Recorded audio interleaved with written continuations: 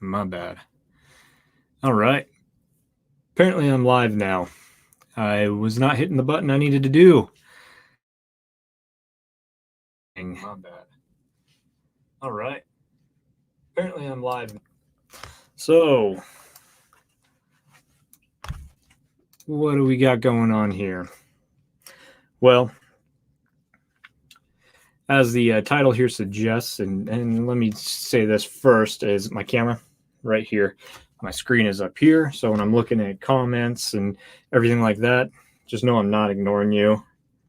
I'm not doing something different. I'm just reading what's going on. But again, as the title of this live stream suggests, I just finished a real stressful semester in school and all that. Move this a little closer, make sure it can hear me. And yeah, it was pretty wild. Am I live?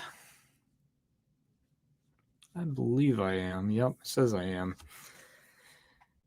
So how's everybody's Thursday night going? I realized that I picked probably one of the worst nights possible to do this because, well, BKXC, Brian Kennedy, he is doing a live stream right now, and I kind of figured that was going to happen going on a Thursday. It's the best night for me. My wife and I and the kids are all going off for the weekend. Leaving tomorrow and won't be back till Sunday night, and I wanted to just get some relaxing going. So I hope everyone's having a great Thursday night. So we're going to out of town for my wife's birthday. So happy birthday to her on Sunday. So Brian, you're saying maybe it was the worst time. Oh, enlisted trailheads. Just saying you chose me. I appreciate that. And Brian, we're going to Madison, Wisconsin just to spend the weekend because Madison's a pretty sweet city, tucked away between those two lakes and just somewhere new for us to explore, at least new for my wife and kids. I've been there before, but it should be pretty fun. So like I was saying, this is the, what's up, Peep Me Ride, not Peep My Ride. This isn't Pimp My Ride, but so like I said, yesterday was my last final for this past semester. It was a ridiculous semester. So stressful. Actually, interesting enough, was one of the lighter credit loads that my classes had to do. We had 18 credit hours this semester, and the previous semesters before that were 20 and 21. So it should have seemed like less, but we had paper after project after presentation after research, just everything you could imagine. It was just nuts. Peep Me Ride, real name Ray. Hey Ray, how we doing? Brian, I'm sorry that you don't like Madison, but I do. Being as I've only been there one time. But back to the school stuff. Ridiculous semester. I had some really cool courses that were a lot of fun, and a couple courses that were not so fun and just really challenging. Probably the hardest one just to get through all the practicals on was management of neuromuscular conditions, number 2, second in a series, and particularly the second half, which was pediatric neuromuscular conditions. Tough stuff. We thought about going to Milwaukee there, Brian, but we just didn't want to drive that long, even though it's only like an hour further. And who knows, we might make a quick jaunt over there anyway. We'll see.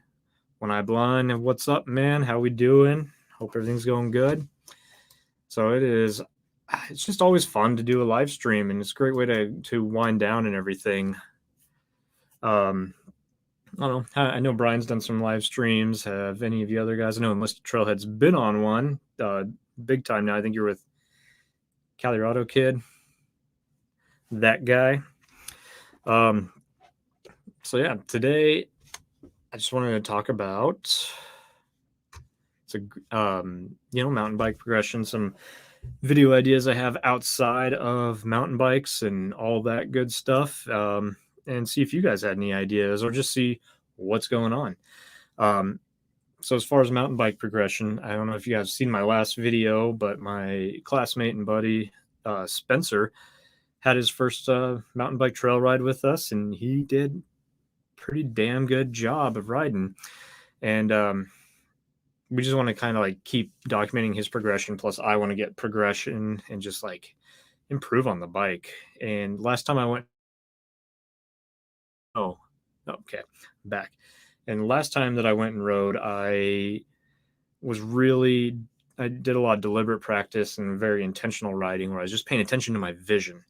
All I was doing was just looking down the trail, looking through the corners, and making sure that I was very mindful that I wasn't looking down on my front tire and that I was just keeping my vision ahead. And it made a world of difference in the way I rode and my confidence in the cornering. And that was just, one day of doing this. So imagine if I go out and do it more and more and then actually do some cornering drills and all that good stuff just to see how it goes. And it'd be fun to document that stuff and just get better on the bike because I've been doing it for long enough. I think it's time to actually practice a lot more. Are there any things that you guys do out there on the bike to just practice and progress? What are you up to?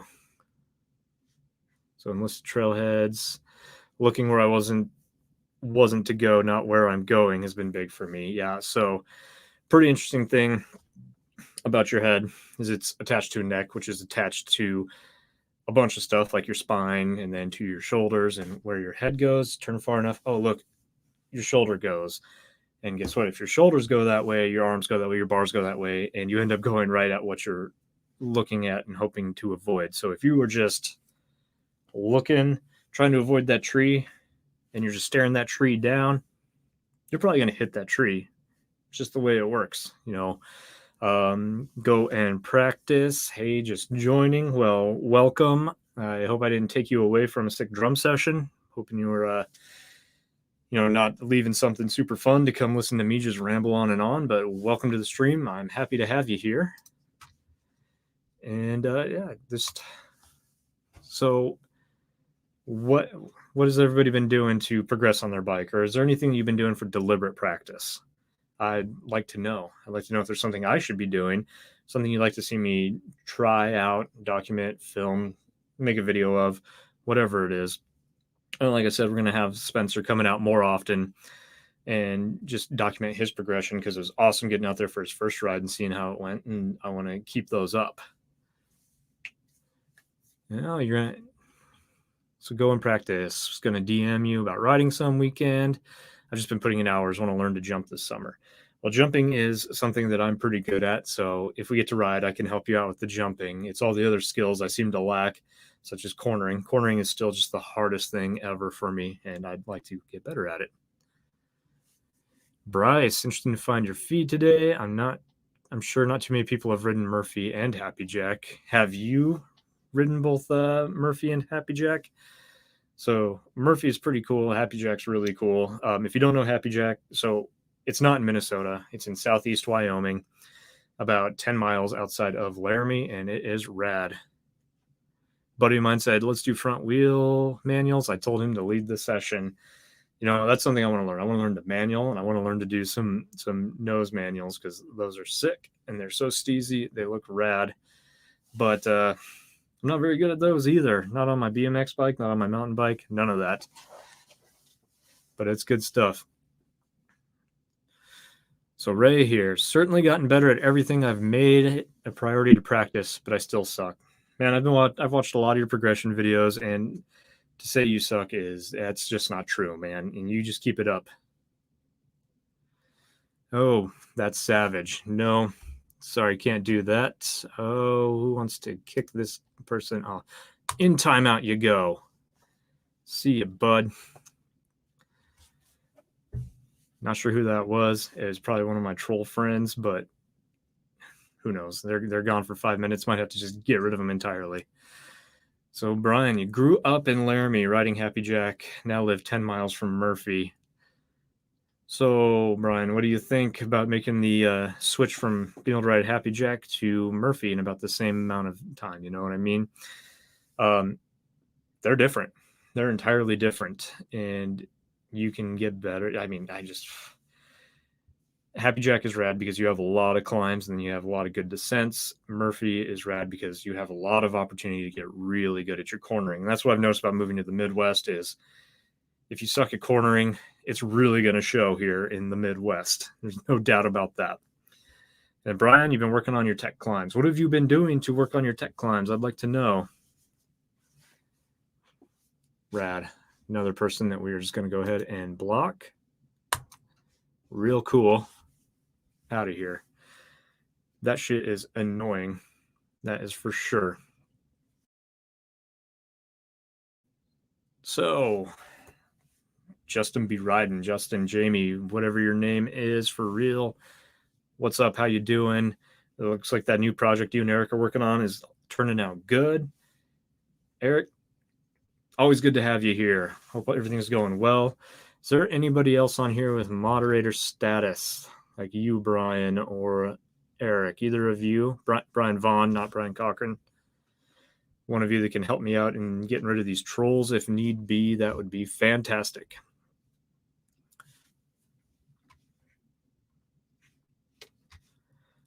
And let's see, I want to see if I missed anything. Happy Jack. Okay, Brian, so I didn't see this, but yeah, Happy Jack is real, Murphy is artificial. You're not a mod. So Happy Jack is real, Murphy is artificial, and I think what he's meaning by that is Happy Jack's been kind of beaten in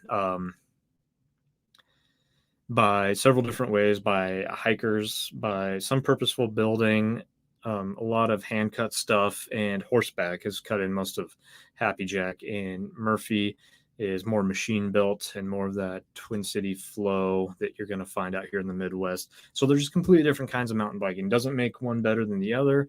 You might have a preference for one or the other, but they're both a lot of fun.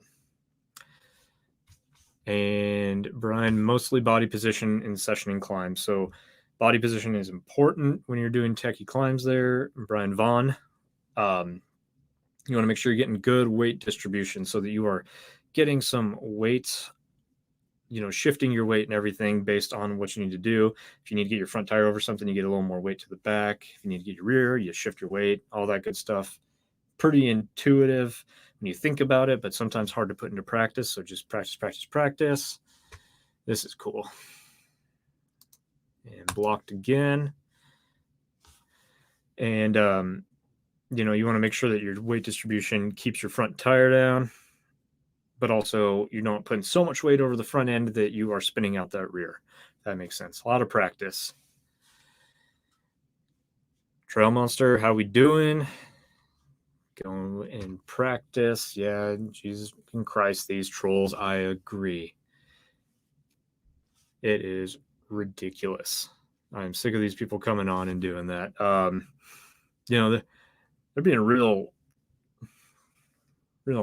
nasty. Can I pull your hair? You like this bun there, bud? 11A. I already know what's going to happen. God. Okay, I don't know who this is, but I'm going to go ahead and say this is my friend Zach. That wouldn't surprise me at all. Don't show that. So block him out of here. That's getting ridiculous. So I hope my buddy Zach has a little more courtesy than that, but if you knew him growing up, you might not think so. So what do you guys think? Progression videos, good thing to do. I'm getting a little worn out on just POV stuff, and I don't have a lot of time to get many places, and I don't know how many times I can do POV videos of the same two trail systems here in Rochester. It just, saturates everything. It gets real boring real quick. At least with progression videos, we can do a lot of third person and have a little bit more of a story. So what do you think? Good idea. I like it. Requires a little bit more work getting those third person shots, and maybe I won't get as many miles in on my rides, but makes it more interesting for everybody else with the content. And what I do it all the time. Just telling new jokes.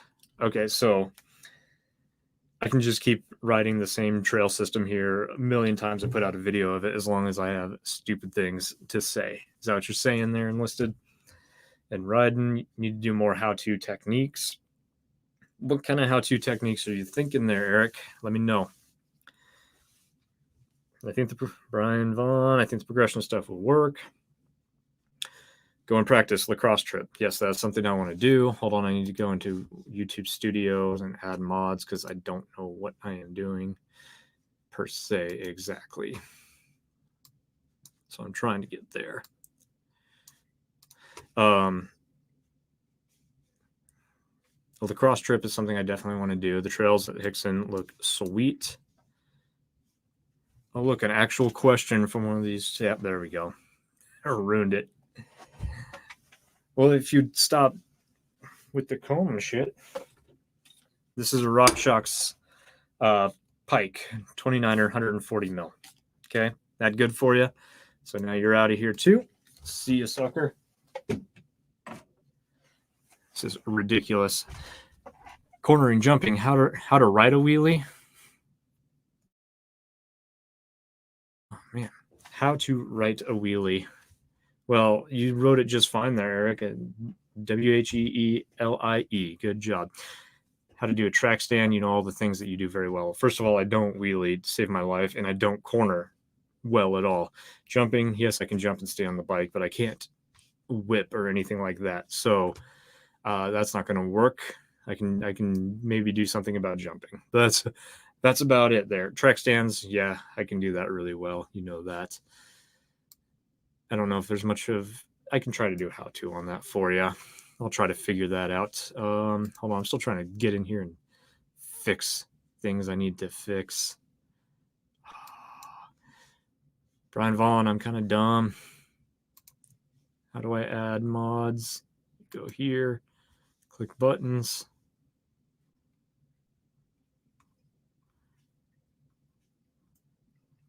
I don't know where to do it. Can you tell me how to do it? Add mods, that is. I wonder if 13A is something cool to say next. Oh, guaranteed. 13A is going to be full of the same exact words. C-O-U-M. Can't spell. Can't be courteous. Very nice. Settings, community. Wait.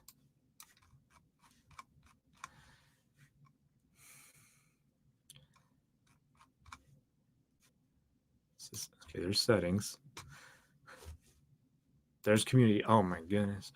Add moderators. Rad. Oh no, nobody comes up.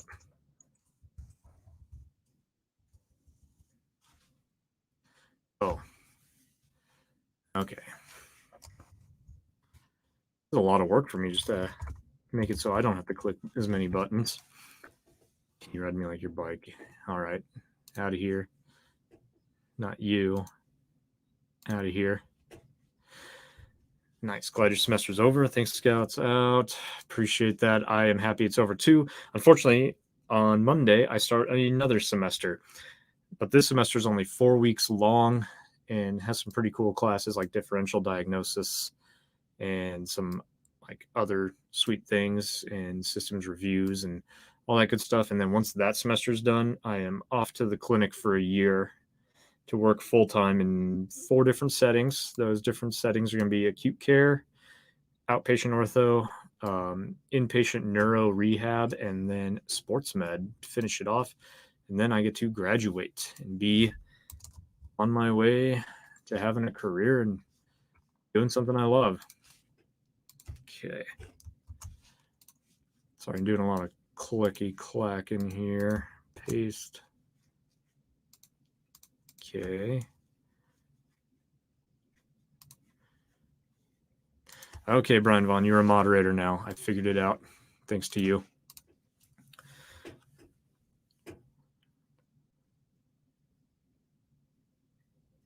Wait, thanks. What? Okay, Ray, what's my major? So I am in a Doctor of Physical Therapy program right now. So that is a graduate program. So my original degree is in kinesiology, which is the study of human movement and human biomechanics and all that good stuff. Oh, Despacito. Get out of here. Dude, this is ridiculous. No, ridiculous.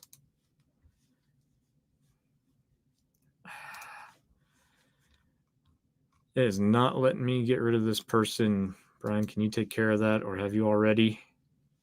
Maybe you did. I don't know. What the fuck? It's telling me I have an error. Oh my God. This is unreal. Unreal. So this person was in the BKXC stream a minute ago. Dude, get a life, whoever this person is, or this bot, or whatever the hell. This is ridiculous. My God. Okay, Eric, I just need to know. Okay, but anyway, so I got that kinesiology degree, and then you go and can get into the doctorate of physical therapy program, and it's a doctorate's degree, doctorate level work, and it is a lot of work. It's hard work, and I'm like barely surviving, but we're getting there. You're unreal. I agree. Thanks, Brian. Thanks for being on it. I hope we can get rid of them as fast as they're coming on here, because this is unreal. Ridiculous. So I'm trying to see what everyone's saying, but can't very well. Oh my God. I was supposed to say trail monster, but I'm stop. Blah, blah, blah. Okay. I think we can move on a little bit from the bike stuff. These trolls are driving me crazy. This is crazy. Okay. Can we just get rid of all these things? Oh my goodness.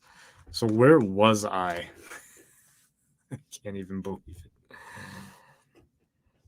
Trail Monster, how did BKXC deal with this? Because this is just, I can't even, making me lose my ebb and my flow. My God. Too bad you can't ban an IP. No shit. Yeah, I haven't been timing out anybody either, Ryan. I've just been blocking everybody, and they come up like this. Ridiculous. So, aside from mountain bike stuff, what other kind of mountain bike stuff would you like to see? So we already went over some how-to techniques, progression stuff.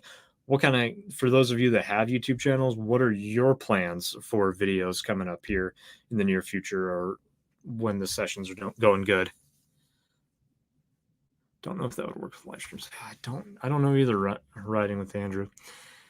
I'm just going to have to get some more mods. So let me work on that real quick so that everybody can help out a bit. So Riding Dirty, you're up to be a mod. In just 1 second. Got to go through all this legwork to do it. And then One Eye Blind. You're going to be a mod. Who else wants to be a mod? Because I will make you a mod. As long as I trust you. Enlisted Trailheads, you're going to be a mod.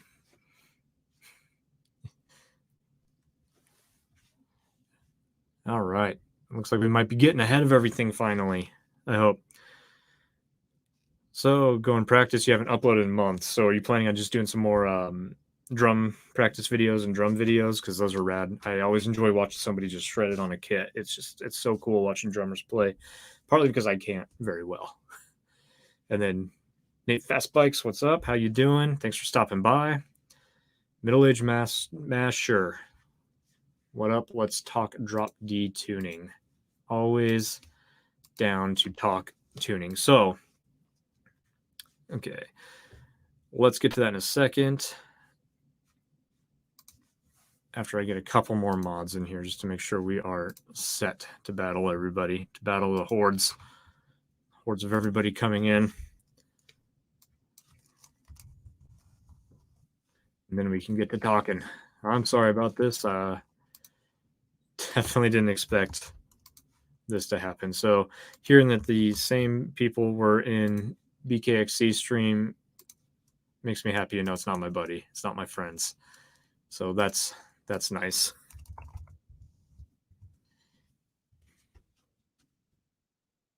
kind of figured they grew up a little bit and got a little more mature. Oh, okay, there we go. Okay, we're all modded up now. I think we should be good from here on out. Okay.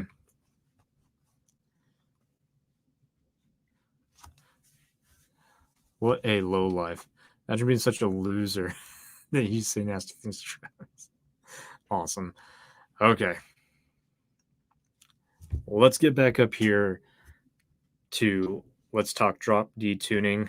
Actually, I don't play in drop tuning like ever. Call me an elitist. I just don't like it. I like the traditional power chord, the traditional fifth chord shape. I think it's fun to play things that way. And I actually right now the only electric guitar that I currently have is that one right there, which is a baritone. So it has a longer scale length. I think it's like 28.5 inch or so. And it is set up to A sharp standard. So what's that? A lot of steps down from your standard E tuning, and then every string follows it. So I'm sure that Master of Puppets and Drop D sounds rad. It sounds really rad in A sharp. Oh, I just got a text from my wife. Says, I miss you and your cute face, and I miss her cute face too. Okay. And Brian Vaughn, you're doing some destination rides and talking head shot stuff, and that's always good. It's always nice to have those talking heads, just so somebody's a little more relatable than just seeing somebody's handlebars, I think. And then after my last video, I think boosting of lip jumps might be a good one. I'm surprised how many he's not able to jump. So when I blend, I assume you're talking about that huge group ride that you went on. I watched that video earlier this morning. That's insane how many people were there. And yeah, boosting lips is always fun. Boosting jumps is a good time, and it's awesome when you learn how to, and you just get that massive air. OGMTV, you've been doing some progression videos lately. That's good. What kind of stuff you've been working on? Let me know in the comments, and I'll get to it as soon as I can. There's a lot of comments coming in. Whoa, where am I? Okay. Alex Vonderhoff, thanks for joining in. Appreciate having you here. I'm just trying to get caught up from all these crazy trolls that we had going on, but we moderated up and got the Fellowship of the Stream going, and we are getting rid of them. So I've got to finish some video books, but then live stuff when gigs come back. Sorry, book videos. I can't wait I haven't been to a show in a long time, and that was even pre-COVID, and I haven't played a show in so long, and I miss playing live. So I know how you're feeling, and hopefully you can get some live gigs pretty soon. And then Ryan Andrew, these low lives are annoying. Saw this happen on a couple live streams. It's just ridiculous. It's just ridiculous. And then OGMTB also did a decent crash montage. I'll tell you something about crash montages is that they get a lot of views and they are awesome. So I'm glad you're getting those montages in, and it's nice to have a little documentation of your wrecks. They may hurt, but they make some good footage down the road, you know? And Middle-aged Master, you just modded your parts caster. Is it a Tele or Strat caster? Stratocaster with a set of Tex-Mexes and a Seymour Duncan hot rail on the bridge and a rad finish. And you have a 78 Martin E18. So what kind of rad finish? So I'm going to talk about a project here shortly. Okay, Nate Fast Bikes. I'm from the state of Wyoming originally, from southeast Wyoming. So I grew up riding places like Cescarelli State Park and Snowy Range. When I say grew up, I mean I didn't pick up mountain biking until I was in my 20s. But that's where I learned to mountain bike was Cescarelli State Park and Happy Jack and Snowy Range trails, and then a lot of the Front Range stuff down in Colorado. And now I'm currently in southeast Minnesota. So it's quite the big change going from big mountains to flat hills to flatland. And while it's been a big change, it's still been fun. I've been finding a lot of good stuff to ride and just having a good time. Anytime on the bike's a good time, right? Alex, metal as fuck, you know it. Workhorse MTB, hey, welcome to the stream. You've missed out on all the crazy stuff, and we are just catching up on I'm just trying to catch up on all these comments from some crazy stuff. Village Masher, let me get through all these and we'll start talking about music stuff and guitar stuff. It'll be fun. Thinking of doing any races this year. So I was thinking about doing the Minnesota Mountain Bike Series here in Rochester, that race, but that's coming up really shortly. And I think that it's on the weekend before my finals for my final didactic semester. So I probably won't hit that up first because I need to study. I have a big comprehensive exam that covers the entire program since I started the following day. And I don't think I'm going to be quite in race shape by then, judging off how much riding I'm going to be able to get done between now and then. So, oh well. And then OGMTB just did a video about how I sucked so bad on a trail and how I got a lot better. Good luck with the trolls. We made it through the trolls, I think. It feels like it. And it's awesome to see that progress in videos. It's even better to feel that progress in real life. It's just such a killer time.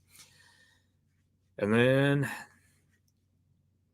One Eye Blind, the $5 super chat here. Thanks a ton. Thank you. It was a rough semester to survive. All of my classmates, we all agreed. Went away. We all agreed that this one sucked. It was a tough semester, but we made it through. I wouldn't say our sanity is intact, and we're going to need a few weeks to get it back. But overall, we did it. And here's a 6-pack on me. So I appreciate that. Send pic on Instagram for proof that you got beer. I'm going to disappoint you really bad. I don't drink beer or alcohol at all. I'll get something. How about root beer? You know, it's got beer in the name. Or I can go a little classier and old school and get some sarsaparilla. But yeah, I don't drink beer. I don't like the way it tastes. I don't like the way it makes me feel. So I don't think I'm a real mountain biker. Damn it. Workhorse MTB, you definitely missed the trolls. Where are we at here? Still here, just building a bike right now. Good job, Eric. I assume it's the red line. Trolls were everywhere. So many trolls. Send me an Insta message. I'll send you some vid of my neighbor who played in Soundgarden. No way.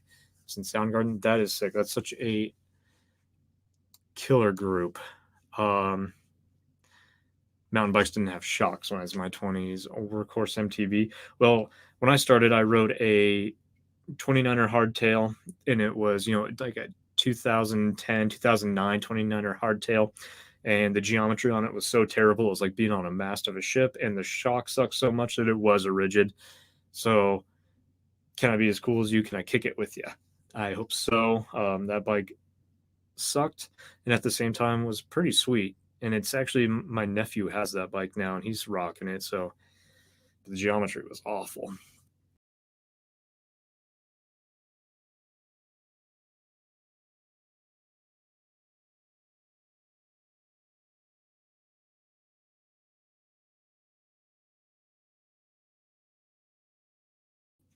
Okay, I disappeared for a second, and I am back now. So can everybody hear me and see me again? Because I don't know what I did, but I did it. Anyway, Trail Monster, $6 super chat. Thank you so much. I don't know how to repay you guys to do these super chats. It's ridiculous. It's like just out of the kindness of your hearts. It's amazing. And for those of us struggling through medical school of any sort, every little bit counts, especially when you are like me, have a wife and kids, and you're going through this whole pandemic thing, and it's just been rough. So I appreciate that support, man, more than you'll ever believe. Thank you so much. Let's keep going on here. God, thanks, guys. Got to take off. Hey, thanks for coming by.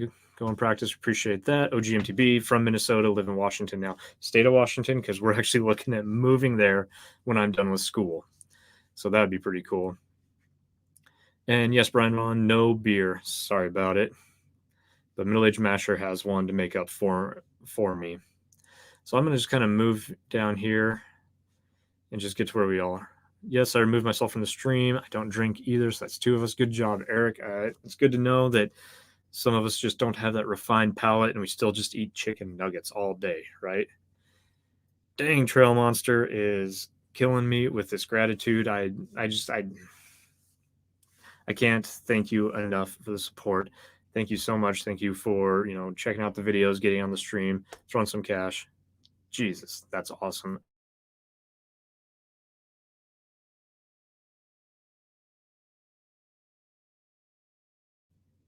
Okay, my internet is being kind of flaky right now, but thank you so much, Trail Monster. Everyone go to his channel and subscribe. Go to One Eye Blind's channel and subscribe. They are awesome dudes. They're putting out great content, getting lots of good riding in, and they're in completely different areas. Trail Monster's in Arizona, riding some of the chunkiest stuff ever. And One Eye Blind is in Texas, I believe Austin area. And there's some really cool stuff there. Plus, that city life there is radical. So, yeah, go there. But let's get to talking about some music stuff and some video ideas I have that are not going to be related to bikes. Pretty crazy stuff. Trail Monster, when you were a student getting your degree, you know the struggles. So I appreciate you paying it forward. I'm going to do the same when I am able to, and just help anybody out who's trying to better their lives. It's important for all of us to support each other. But Middle Aged Masher wants to talk guitars. I'm down to do that.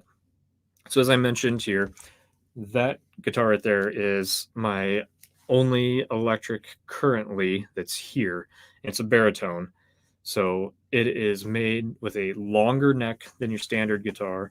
That way you can tune it down really, really low and get those really low tunings without having to run super heavy gauge strings or have really floppy strings. So they just play better overall for lower tunings without going into a 7-string format, because I really enjoy just playing a good old 6-string. So a 7-string kind of takes care of all that, but I like the 6-string. So having a baritone does that for me. But I really want to get a 6-string guitar or another 6-string guitar that I can keep in a standard tuning like E standard, which most music that isn't extreme metal is written in. So like, and when we are talking about metal, I mean, talking like Judas Priest is an E, Metallica, Megadeth, Pantera, Slayer, all of them are either an E or like an E flat or D standard tuning, which if I put that guitar up to those tunings, the neck would bow quite a bit. I'd have to just readjust everything, and that's not what that guitar is made for. So I want to get something that is, but I want to have fun with it.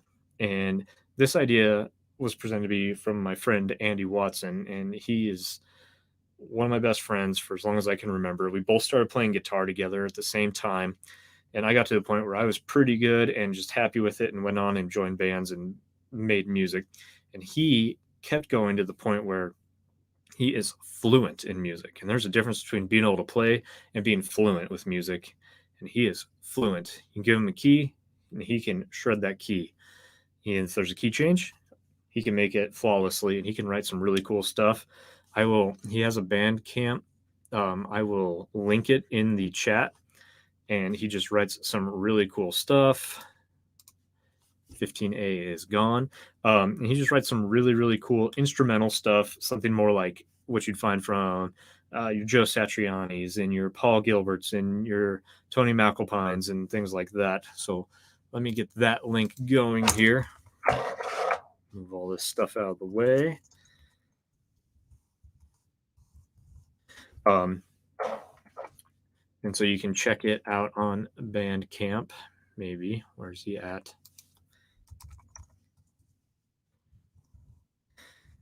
But he came up with this idea about finding a used beat up 6-string guitar and then fixing it up and making it playable again.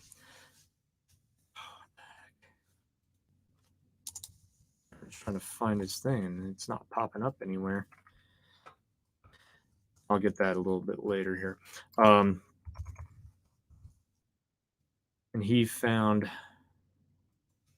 this Jacob Link, buddy from Minnesota, did a West Coast riding trip from Bellingham to Snow Summit, said Spokane stood out as some of the best. Okay.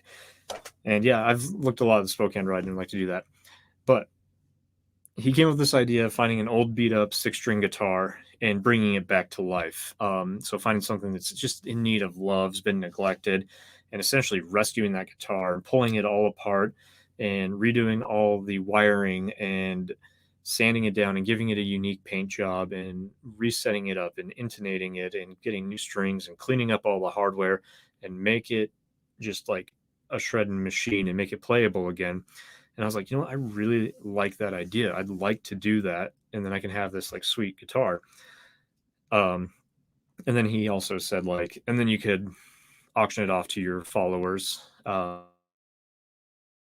Appeared again. Okay. Which I may or may not do, depending on how much I put into it and how much I fall in love with this guitar. And then he said that any profits go towards a local charity, which I think would be awesome. I don't know any local charities necessarily, but right now off the top of my head, I'd probably put it towards a Marquette Challenge here in Rochester, which is for physical therapy research. Sam Sire single track, thanks for stopping by. That's awesome. And I want to do that guitar project really bad. The problem is I was perusing all the Craigslist listings, Facebook marketplaces, just anything used. I went to the only pawn shop I could find here in Rochester. And being in an area like Rochester, where I swear everybody works for Mayo Clinic and they are making a pretty comfortable living, and there's quite a bit of money floating around here. The used market is stupid. Everything is nice and is in great shape. And I mean, we're talking on Craigslist, there are Stratocasters that are selling for $4,500 because they're original like 72 and like custom made acoustics and all this. So I was like, that's not going to work. So I was looking at buying some really, really, really cheap budget guitar. Yeah, Brian, Mayo or IBM, either way, a lot of money. So I was trying to, find anything I could and just couldn't find anything. So then I looked at buying maybe just like a really budget guitar and kind of upgrading it and fixing it up. But I was like, that kind of takes some of the magic out of rescuing the guitar. And my buddy Andy agreed, like, you need to rescue a guitar, salvage it, and make it something that somebody is proud of and happy to have. So I wanted to do that. Finally, I just got on the old Facebook marketplace and just scrolled it out several bazillion miles until I could find something used that looks like it would fit my project. And I found one guitar and I'm waiting to hear back from the person. So hopefully that comes up. Now, what I'd like to know is if I do that and I give it a sweet paint job and everything, if the electronics are good, should I keep them or should I do some upgrading? Should I upgrade the pickups? What do you think? I don't know. And so I'm going to let you kind of ponder that. And I'm going to just check what everything's going on because I haven't read anything. Okay, I read that from Jacob Link. When you come to Washington, you got to go to Spokane. I heard it's great. I heard, was it Beacon Hill is really cool. Alex Vonderhoff, do you find parallels in music in mountain biking? And for me, a little bit. So I find that when I'm riding really chunky, gnarly terrain, that I just want to be listening to chunky, gnarly music, which is really convenient because that's the kind of stuff I write. If you haven't heard my music, I have a solo project called Catervatum, and that's Catervatim. I'll write it right here. And it is just, good old death metal. So it's heavy, chunky, gnarly, good stuff. And so that comes up. So that's about the only parallel I can find when I'm just cruising down a trail, something flat and windy. It's like, whatever. And then let's see here. Oh, OGMTB, damn it, gotta go. Hit me up if you get to Spokane, running through Minnesota in May. See you on the trail. Maybe, hopefully, that'd be cool. Thanks for stopping by, OG. Appreciate it. And we'll see you later. And let's get back up here. Everything everywhere is expensive, says Enlisted Trailheads. I agree. So, Dude Rescue, you have a Fender Starcaster. That's my parts caster. Okay, I see what you're saying. Yes, I do want to rescue. It just seems like more fun. And then the next thing I want to do is actually do a build. I want to do a build kit, and I want to do a telly body 6-string baritone. So I just think that'd be cool. And then run some gnarly pickups in it. And then I also want to do a block guitar build. So just taking a block of wood, like even something as simple as basswood and building the guitar from scratch. I think that that would be so cool, routing everything out and like acting like a real luthier without actually knowing what the heck I'm doing. What does Catervatum even mean, dude? Deep dive, get into the binomial nomenclature. So Sam, here's Sire Single Track, wants to know what Catervatum even means, and it is Latin for in masses. That's it. I was in a band when I first started playing in bands. I was in a band called Malicious Intent. We played one show, decided our name was stupid, and changed it to Catervatum because nobody had that name. And in masses, that sounds pretty metal. So we kept that and, broke up a year or two later. And I played several other bands and I brought the name back for a solo project. And the original EP I wrote, it's called Serpent Shepherd, was actually where I redid our songs and rewrote them, and it actually turned out to be just one song was rewritten and everything else was just completely different, and I just ran with it and I keep it going.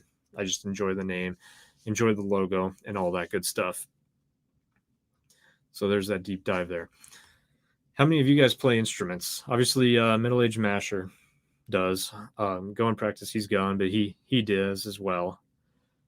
And the captain is here, and he in fact plays guitar as well and is in a pretty cool band. What was the name of the band again? Captain's Cog.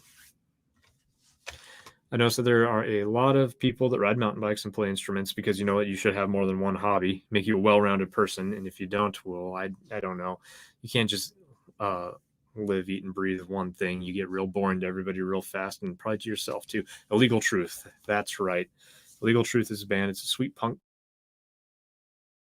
lines of like, I don't know, when I listen to it, it just gives me major Pennywise vibes, and Pennywise is like my favorite that era punk band. I don't know if the Captain's Cog's gonna take that as a compliment or an insult, but that's just what happens. Alex, play bass in a band. What kind of band do you play in? Let me know. Not since grade school, not since the recorder, huh, Brian? No instruments past the recorder, I assume, or the triangle. Let's see if there's anything I missed. Oh, middle-aged masher. Work for United Healthcare. I'll be in Minnesota over the summer. I didn't see that, but what part of Minnesota are you going to be in? So I'm not far from the cities. I have a hard time getting out and about anyway, but it'd be kind of cool to meet up and ride nonetheless. Me, you, Brian, whoever else. Is there Nar Chunk in Minnesota? Asking for a friend. There is, if you go north of the cities and get up to like Duluth and everything in that area is pretty freaking sick and gnarly. The Piedmont area, Spirit Mountain, all that stuff, really cool. There's some other true Minnesotans here that aren't transplants like me that can probably lead you in some better direction, but definitely Piedmont has the chunk and the gnar. It's rad. That is in Duluth. Captain's Cog wants to know what my first guitar was. So it was an Alvarez, and it was a Strat body. Got it at a pawn shop, picked it up, and attempted to learn guitar and played all of my power chords backwards. So that's something, right? Quickly learned that's not the way to play and learned to read tablature and went on from there. Do quick, like, check your Instagram messages. Hold on, I'm getting there.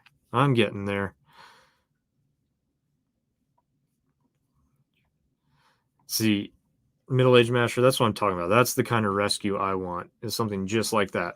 The rescue guitar that I found is all stickered up, which I think is the worst thing you can do to a guitar. I hate when I see tons of stickers on guitars, and that's just a personal preference thing.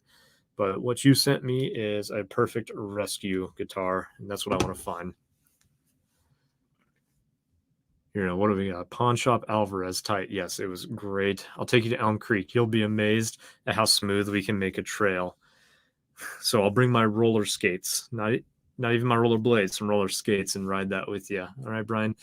And then first ride this year at Glendo. Forgot how rocky it was. Hoping for a good year in Wyoming.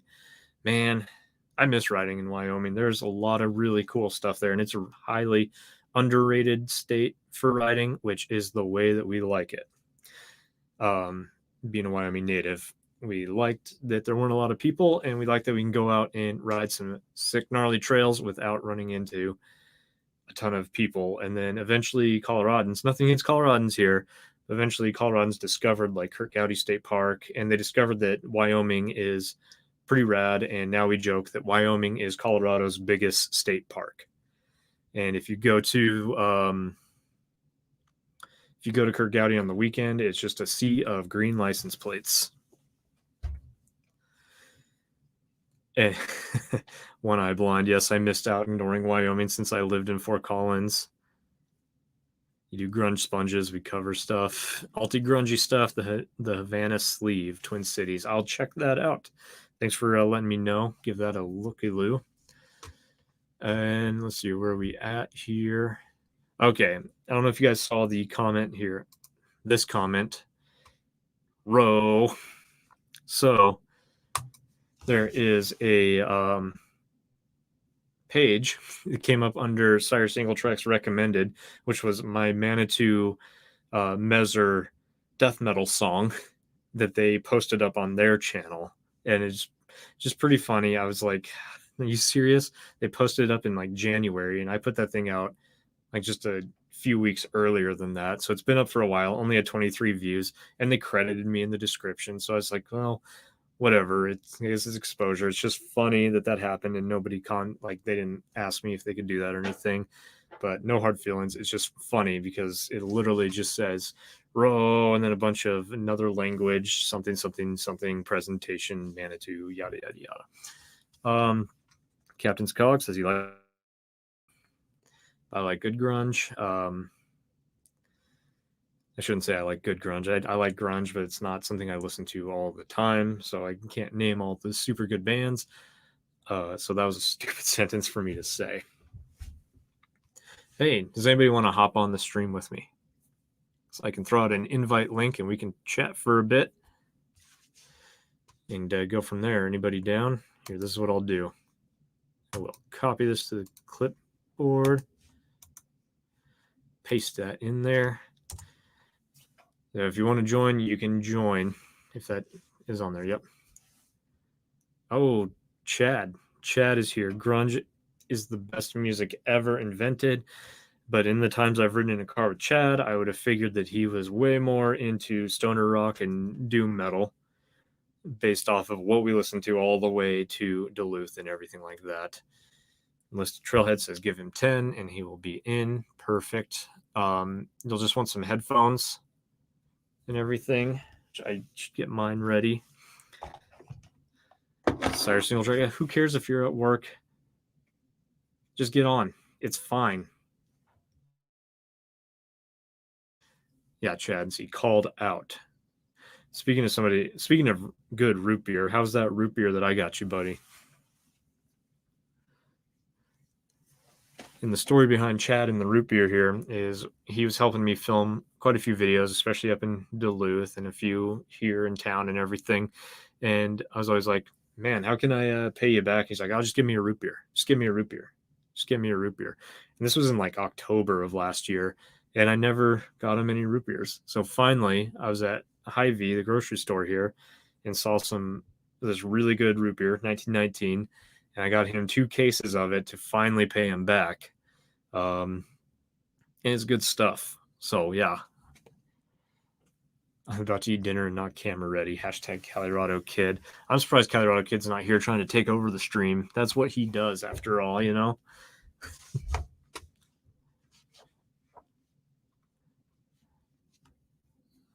Hold on, I just want to check up here. Dialed in, Brian, Sam, all you Minnesota mountain bike guys. I want your thoughts and opinions here on Cuyuna.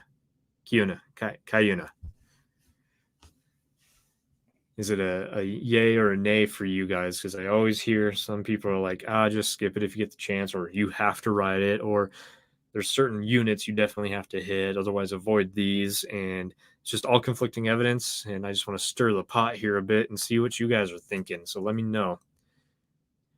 Keanu Reeves. Thanks, Chad. You haven't been up there yet, have you? I don't think you have. You would have told me. I don't think you have. You probably have.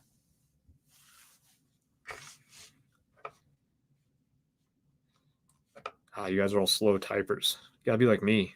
Quick on the draw. Then I don't have to talk as much. It's dialed in. I like it. Sire single track. Family fun. I don't know. Nope. 3 hours for me means Duluth. Exactly my thoughts. If I'm going to travel, I'm heading up to Duluth. And we have our first guest here. So I'm going to throw these on so I can hear him. And let's add Brian here. Hey, Brian, what's up? Can you hear me? How's it going? Oh, there we go. Good. How you doing? How's it going? You hear me okay? Yeah, I can hear you good now. I hear you. And I hear you. Okay. Okay. Oh, I'm doing all right. Cuyuna, huh? Yeah. Let me do this. 1 second here. Yeah, no problem. All right. Let's see. I'm hearing myself too, so let me just adjust this.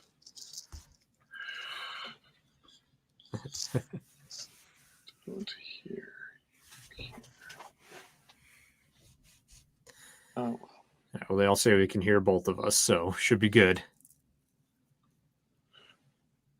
Ah, well.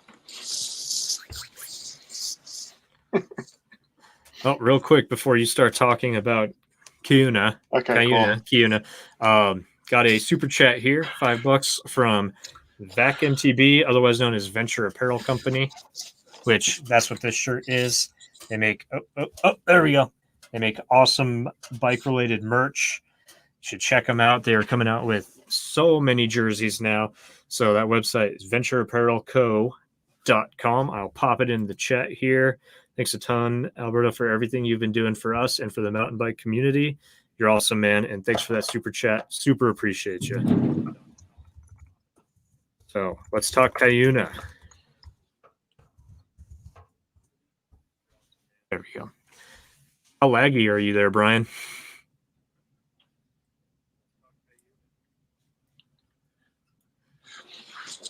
There's a super delay. Sorry. Yeah, no problem. I'm seriously laggy. So, thoughts on Cuyuna? Give it to us. Let's go.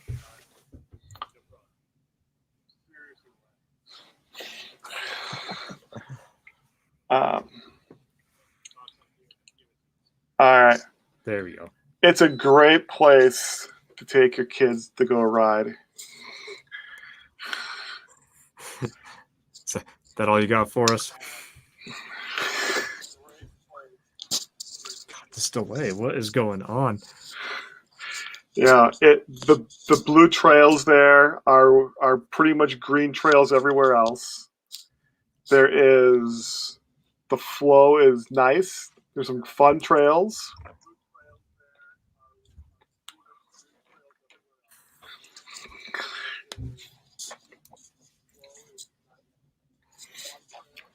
Dude, this delay. I think if it weren't for the fact that it has some elevation, no one would go there. It's an awful delay. It is an awful delay, but it's okay. So there's a lot of mileage up at Cuyuna. I mean, over 30 miles, and they're building new stuff. So we got Winds or Windsy or however that's pronounced, and now the new trail Draw Point, which promises to be a lot more aggressive. I know that Jeremy Dialed In wrote it, did a pretty cool video on it, and it looks pretty sweet. The first half is like, meh, but then that second half looks pretty sweet. So you have plans to get up there?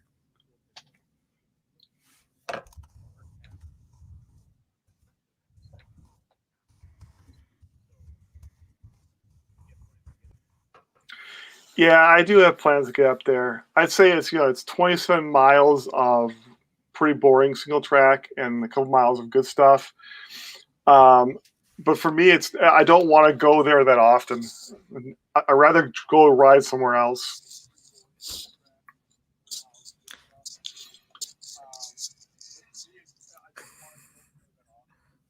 No, that's fair. So like Chad was saying in the chat there is that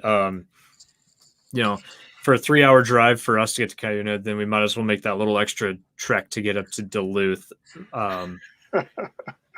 So that's what we tend to think to do rather than going and riding more of that family friendly stuff. And I'm not saying that there's anything wrong, Cuyuna. I can't say anything about it because I haven't ridden it yet.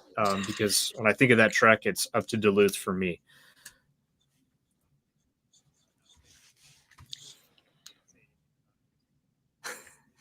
Hey, Brian, I'm actually going to kick you off and I want you to re-enter. Okay? We'll see if that helps with the lag. No problem. All right.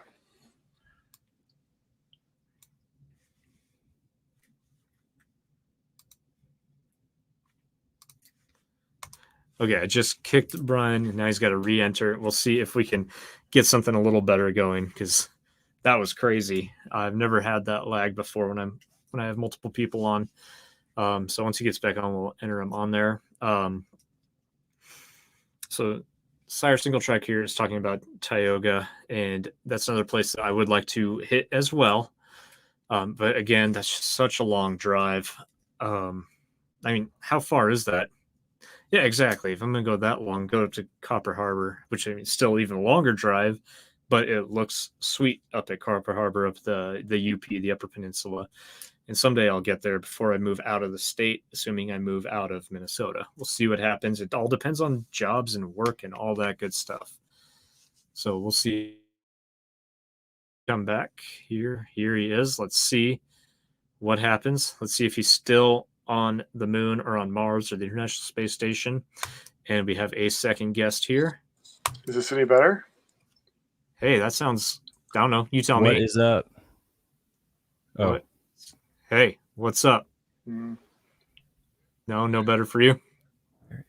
I don't think so. It looks like Venture Apparel has given another $5 here. So again, check them out, ventureapparelco.com. Tons of designs, tons of jerseys coming through. Nah, I'm gonna drop. Check them out. You're gonna drop? Okay. So go check out Venture Apparel Company. It's sweet and good stuff. John Cescarelli. Yeah, no problem. I got this. You got this. Oh, look at all these guests. I got a comment here real quick. John Cescarelli here from Cheyenne. Hey, John, how's it going? It has been so long since I've seen or talked to you.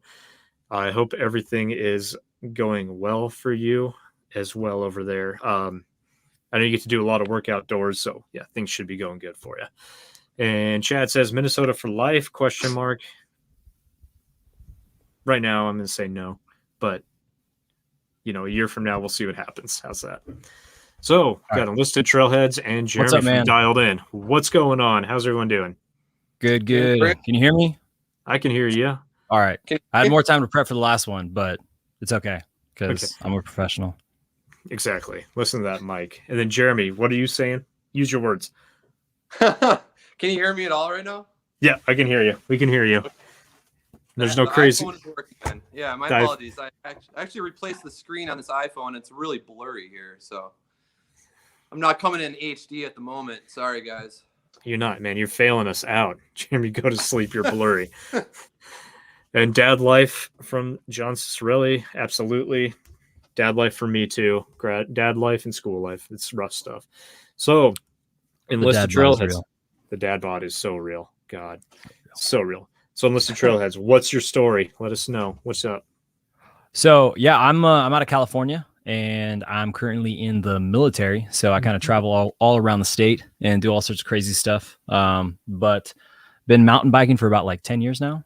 Took a big break in the middle of that, but wife, kid, the whole 9 yards. Just another regular dude trying to find some time to shred some gnar on the trails. That's about it, man. It's rough stuff, right? It is hard to find that time. And yeah, especially when you are serving the country. Appreciate your service, man. Thanks a lot for that. Thank you, brother. My father was 35 years Air Force, retired E9, Chief Master Sergeant. Hey, And, that's no joke right there. That's tough to go that long and get that high, man. That's some good stuff right there. Absolutely, it's a commitment. So I hope everything's going well for you and you're staying safe and everything. Have you been deported or deported? Wow, Deported. I hope I don't get deported, but no, I've not been deployed. Deployed. Okay. So, Well, that's or good. deported, either one. I'm still here. You're still here. You're deployed to Wyoming, if I'm right. I was, yeah. No, I went up to Wyoming. My in-laws might be moving up there, but I went up there to help them with some construction stuff going on, running some equipment, getting their house area kind of ready. So it was cold, very cold. Oh, I bet so. This time of the year, you never know what you're gonna get there. And Jeremy, what's your story? Give us your story. So I kind of wanted to pop in to speak to Cuyuna a little bit. Okay, well, I'm gonna let you do that, but first I got to shout out Christopher Yonner here. He gave the old $5 super chat there. Thanks, Chris. We appreciate you. Go check out his channel. He puts out stupid high quality videos. I mean, the production is ridiculous, and he's an awesome rider. Great guy, super fun to ride with. So thanks, Chris. Appreciate that support. Can't wait for your next production, man. Thanks a lot. So back to Jeremy. Go ahead. Speak on Cuyuna. Yeah, no. So I was trying to figure out. I didn't really hear what Brian Vaughn was saying. I know he's not a real big fan of Cuyuna, but I think it's worth checking out, man. For me, it's a lot of fun, and I might be slightly biased. It's kind of the first bigger place I've been to. I've gone to when I first started mountain biking, and yeah, there's a lot of easy trail out there, but for me, I don't know what it is. It's fun to pedal around all of that trail, even though a lot of it is easy. And there is some challenging sections. It's not all easy. Like the trail that I just did. A lot of it's really pedal friendly, but there's some heavy zones in there. And if you take all of that at speed, it could be a ripping trail. And it is a ripping trail. So I don't want people to get bummed out like, oh, I don't want to go to Cuyuna because, so-and-so said this. I'd say for everybody, go check it out for yourselves. It's not that far away. Just go check it out. It's a lot of fun. Yeah. So I totally get that sentiment completely. And it's somewhere I do want to ride for sure. I want to check it out and everything. And there's a lot of mileage. You get a lot of climbing in and can have a lot of fun, and definitely a lot more family friendly. But there's some cool things there, like the skills area has some pretty big jumps.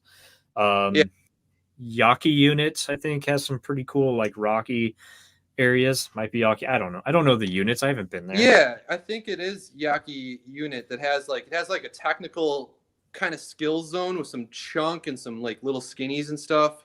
Some actually pretty nasty stuff. I'm pretty happy if I make it through there in one go, actually. There's some nasty shit there, but there is a lot of easy trail there as well. It is a family friendly zone, but I go there. I don't usually pass too many people. It's not super busy as long as you're out a little ways. So I like going there. I think it's super peaceful. I go there by myself sometimes and just go peace out for the whole day. Yeah, and absolutely. It's super enjoyable for me. Well, good. Thanks for coming in, defending it against all the haters and everything. I'm just one of the guys. I'm just I don't know from what I've seen, but it looks like they're trying to ramp up the progression there and make it a more a place with a lot more variety, which is rad. And real quick, enlisted trailheads. What branch are you enlisted in? Army National Guard here in California. Active duty Army National Guard, which is kind of a weird thing, but it's real. I promise. No. So my dad was active duty Air National Guard, so I get that totally. And then, or I guess that's what he ended up retiring as. And and then, so what are the trails like out where you're at? Out where I'm at, so I'm over on the Central Coast, and it's not quite the SoCal dusty stuff that they have down there, or up in NorCal. We do have some dusty loose stuff. We've got some pretty rocky stuff, lots of steep things. So got a little bit of flow, a whole bunch of tech, a few jump trails here and there, but mostly flow and tech, it seems. Techie flow tech flow, whatever you want to call it. Yeah, tech flow. Tech flow is real. You got chunky techie sections, but it just all works together so well. You bump it in the club. It's cool. Yeah, exactly. So the only riding I've done in California for mountain biking has been Morgan Hill, Santa Cruz area, and it Oh, was okay, yeah, very that's about 2.5 hours north of where I am. okay. I've done what was it? I've done the demonstration forest, but I did it like the worst time. There was this massive windstorm blew through it and just laid waste to the whole area. We're talking like trees every like 40 feet. You could barely find the trail because there's just limbs and branches, and I ended up smashing a derailleur because a branch came up and like hit it when I was going over it. It was no good. But I have ridden Morgan Hill. That's a cool place too. It was a lot of fun. I was there for some bicycle training, not like bike training, but bike like sales service training, stuff like that. Oh, okay. At a So not like specialized your headquarters. University of Wyoming days on the MTB team. No, not like those days. We went, mainly Colorado. Had a couple races, like a race down in Angel Fire, and then up in Montana for nationals and everything. Hey, Brian, Cool. Thanks for stopping by. Appreciate you coming by. So have a good night, Mr. Later. Vaughn there.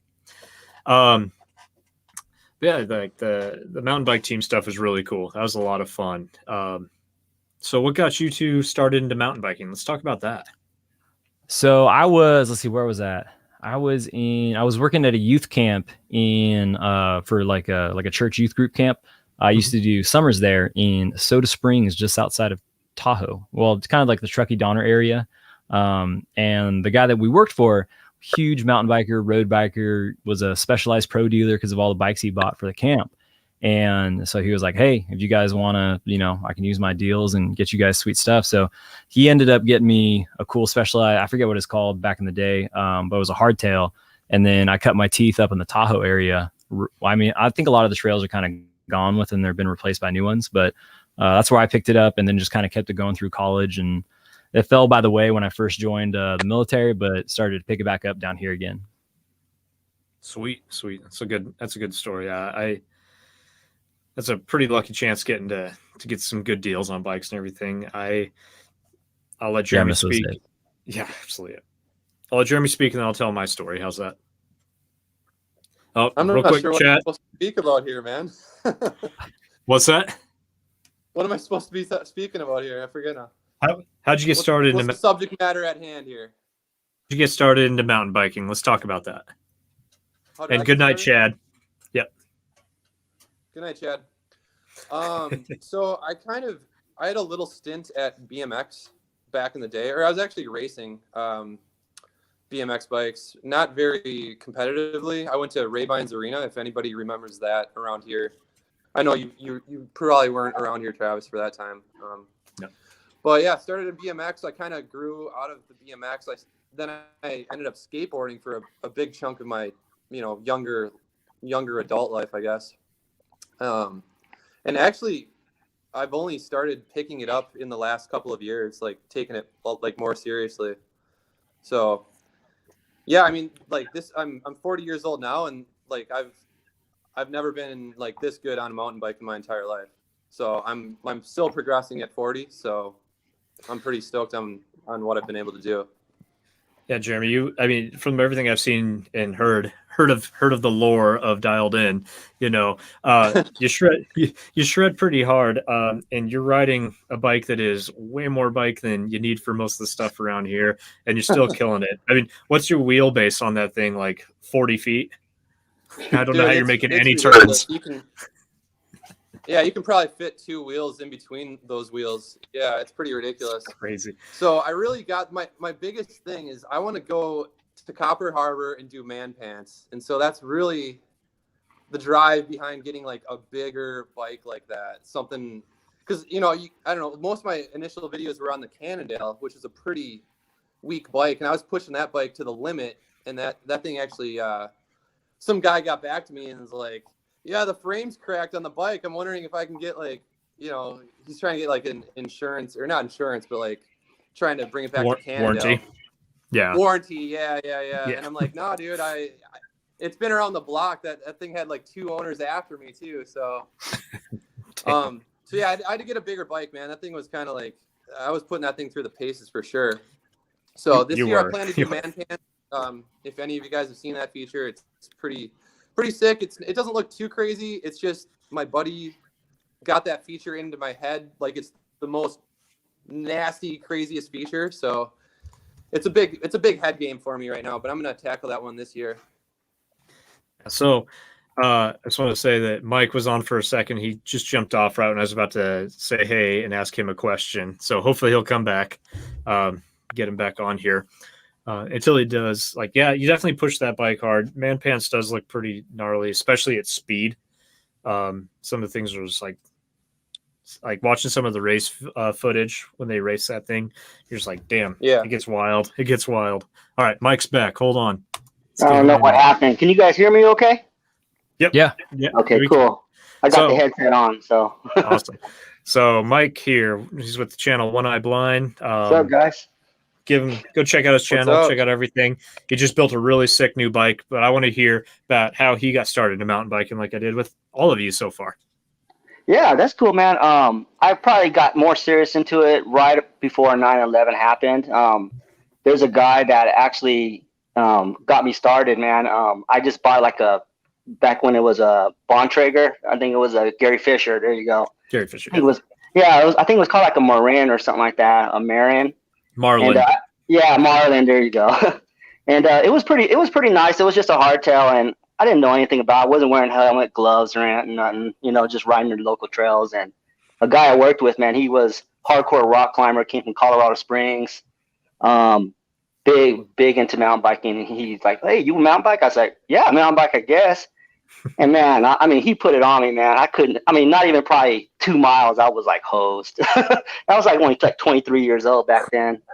But I just got more serious into it. I started a little 80mm front fork, riding around, trying to do jumps, running over cross creeks and whatnot here in Austin. And I don't know. I ended up investing and researching more, getting on what is it called, MTBR forum, and started researching a lot more on mountain biking and what kind of bikes are out there. Modern geometry back then. But I ended up getting like an Ibis. I can't remember which Ibis it was, but it was just a cross country bike, and I've been riding cross country for a long time. Gone to cliffless pedals.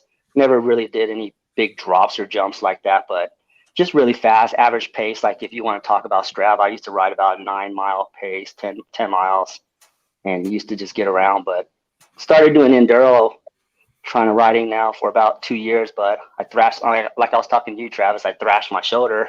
So yeah. So this is my fourth one on my left, and it's kind of weird because I'm blind in my left eye. So everything injures to my left, and it kind of sucks, but it just seems like that's the way I fall. Yeah, that definitely presents just a unique challenge to everything. Going through all the schooling I've gone through and understanding like visual fields and how like certain parts of your visual field come from like certain parts of your left vision actually come out of your right eye, and certain parts of your right vision come out of your left eye. Understanding that it really messes everything up when you lose vision in one eye. So props to you for riding the way you do with everything going on. That's impressive. And your new bike is so sick looking. I'm loving the color scheme. It's dope. Thank you. I appreciate it. It was a fun build. It was actually the first time I actually just built a bike up, man, and built it the way I wanted it, blinged it out the way I wanted it, and not spending a lot of money too, And I mean, I'm not big on spending, a lot of money on bikes, just who I am as a person. But upgrades are always, the most important thing to me. Yeah. Once you find that geometry in that frame, man, then everything else is just work on suspension and headset, bottom bracket, cranks, cassettes and whatnot, wheel set. So yeah. Finding that bike that works for you is so important. It is. Yeah. So real quick, I'm going to tell my story about how I got into mountain biking, and then I'm going to ask you each another question here. So I, like the captain's cog here and like Jeremy, got started off in BMX, and I rode BMX for a long time and never got super good at it, but had a lot of fun. So it doesn't matter. And then one of my buddies was just like, we should try mountain biking. I heard Kurt Gowdy has some cool trails. We're like, okay. So we went and bought a couple mountain bikes, and they were crappy old 29ers from who knows when. And they weren't fantastic by any means, but we took them out, did the same thing, no helmet, just skate shoes, all that good stuff, crappy pedals, and no idea what the heck gears were for. And just got in one gear and started riding up this trail. And it turned out to be a mile-long climb as our first ever experience with mountain biking. And we were just like, this is stupid. Why do people want to do this? This is ridiculous. This is so dumb. And so then we turned around and went back down. We're like, let's just go home. This is no fun. Turned around, went down that descent, that mile-long descent, got to the bottom. We're like, okay, I get it. And then we spent probably 5 more hours out there riding after that. Still no helmets. My buddy went over the bars, ate it super hard, smashed his head into a stump, and we're like, we should get some helmets. And then from there, it was just mountain bikes all the time. And I got to thank the BMX background for a lot of things. It's really helped me be a better rider on the mountain bike. It's a ton of fun. So that's my story. And now we got to add somebody else here. Mark. Oh, maybe not. He hasn't figured out his webcam utility. He always has. So I ride with Scouts Out a lot, and he's actually I work with him, but he's gonna give me crap at work. But he always has camera issues. Always, whether it's like forgetting to hit the record button, forgetting like his SD card messes up, he like leaves the lens cap on, like across the board. Like I always joke with him, he's like the world's worst YouTuber that continues to persevere and put out like pretty cool videos. God. I'm guilty too. I do the same thing. I end up forgetting to turn it off, get caught up with the group, and next thing you know, we're talking 20 minutes, and my GoPro's SD card's empty, and I'm like, man, I'm not digging through all that. I guess I'm gonna cut my video short this one.